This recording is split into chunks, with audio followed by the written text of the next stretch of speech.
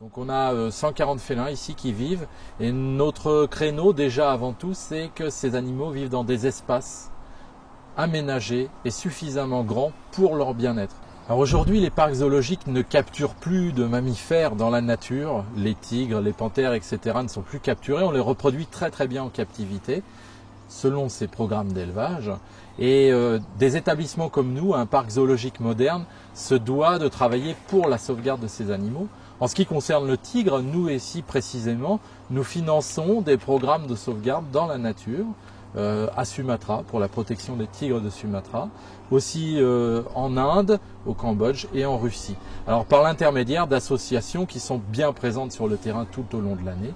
En fait, ce sont des gens, des scientifiques reconnus sur le terrain et nous, on leur transfère des fonds qui viennent soit de dons de visiteurs, mais aussi des dons de l'entreprise ici sur les bénéfices. Donc tout ce qui est sauvegarde dans le milieu naturel ou conservation in situ est une composante très importante aujourd'hui des parcs zoologiques. Il faut savoir que sans les parcs zoologiques d'aujourd'hui, il y aurait très peu d'espèces protégées à l'état sauvage. Et concernant le tigre, c'est sans doute une des espèces les plus importantes en termes de fonds, aussi bien le WWF, la Banque mondiale, des gouvernements travaillent pour sa sauvegarde, mais aussi les parcs zoologiques. Et eh bien, sur le terrain, suivant les menaces, il va y avoir des réponses adaptées.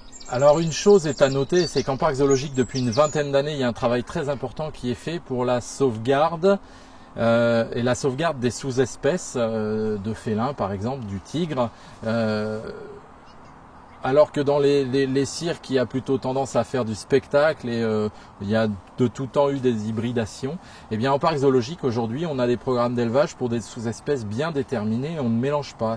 Dans la nature, le tigre de Sumatra est un petit tigre insulaire, donc il a morphologiquement des caractères particuliers. Il est plus petit, il a une robe un peu plus orange foncé, des rayures plus serrées, tandis que le tigre de Sibérie est plus gros, lui il peut aller jusqu'à 200, 250, 300 kg et les rayures sont plus espacées, il a un pelage plus clair.